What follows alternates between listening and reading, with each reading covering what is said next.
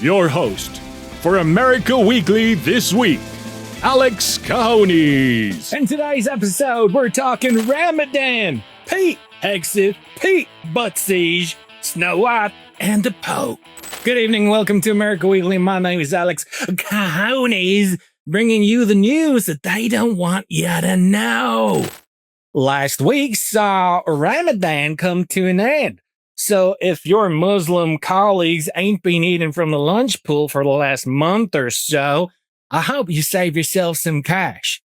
Although, unethical life pro tip, you can save even more by making them feel guilty for not contributing for the last month and get yourself at least 1 week's lunch free.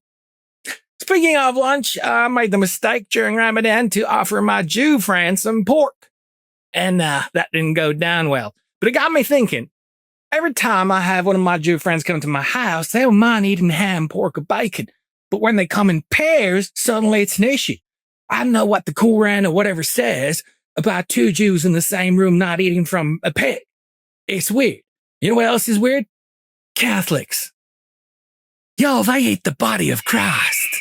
Pope John Paul the Francis of Gargantuan or something has been on the throne. Let's face it, he may as well be a king. Quite some time now. This Pope is kind of special. See, before he came along, the position of Pope was reserved for white Europeans, homosexuals, and pedophiles. But with him, Argentinians can be Pope too. But he about to die. And it's a once-in-a-lifetime event for you and me that's happened, I don't know, like 4 times right now. Heck, we haven't had 2 popes at once not so long ago. Nonetheless, many Catholics do see the Pope as God on earth. And as he dies, he'll take the sins of a whole lot of people with him straight to heaven.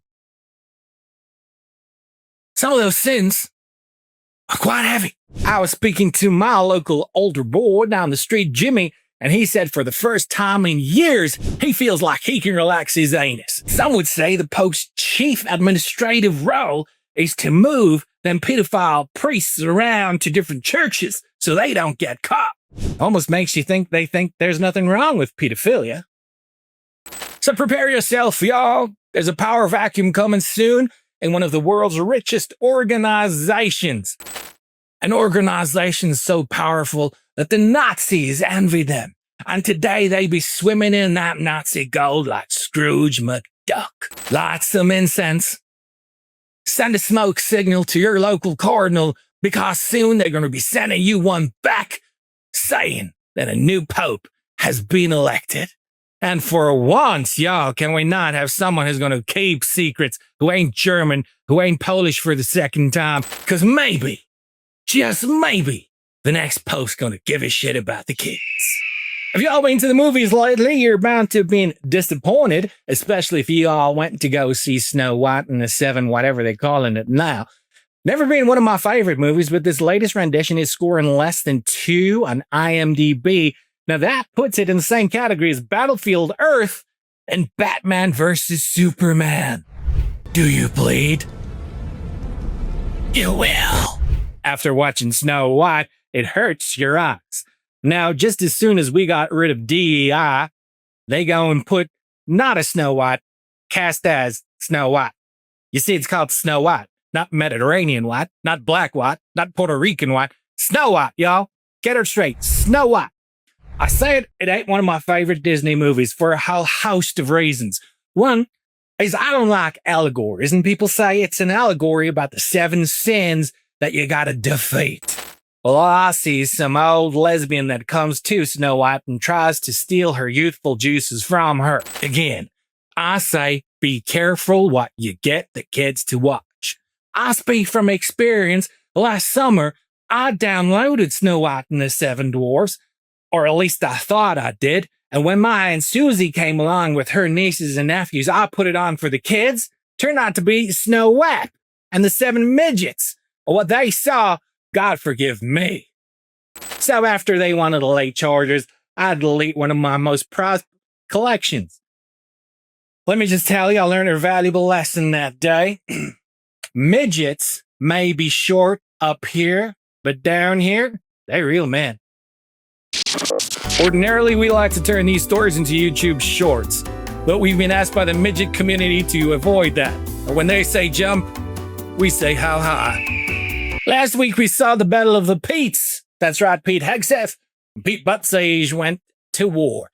Not literally, and given the topic, I probably should have phrased that better. So it all started when Pete Hegseth, bless his soul, he hates the deep state as much as you and I do, opened a signal chat to keep the war talk away from the deep state machinations. The woke leftist media is mighty upset about this, and I don't understand why, because war objectives achieved. They bombed the shit out of them Houthis. But it turns out Pete weren't so smart. You know, he's a former journalist from Fox News, and he kind of accidentally put one of his journalist buddies on the group, and that buddy kind of bust him about the war plans because apparently signal's not classified and you have to have classified channel when you're trying to kill people. So anyway, then Pete Buttigieg gets up on the stage, by that I mean Instagram, and says, oh, well, here he is now. Hey, Pete. Hey, it's Pete. I try not to jump in with a take on everything or comment on everything we see in the news of the day, but Pete, I hope you're not here to give us your take on everyday news. Very senior, very powerful Trump White House officials discussed highly classified war plans, not only on an unclassified channel, but including a journalist. And to see this administration be responsible for an epic fuck up like this. Okay, enough of that. See, Pete, as you just heard, dropped the F-bomb, which ain't nothing like the bomb we dropped on the Houthis. He mighty upset. And I think it's just because Pete Buttigieg ain't the Secretary of Transport no more. He wasn't good enough to be nominated by Trump. So, Pete, jealousy makes you nasty. Okay, y'all, thanks for tuning in. That was America Weekly for this week. We got so much to share. There is deep state news coming out left, right, and center. And don't forget, coming up soon, the next thing you can catch in America Weekly is our 2025 Q1 Quarter 1 recap of all the best stories that I hope you didn't miss. The world is on fire, y'all. We can thank Pete for that. Not you, Buttigieg.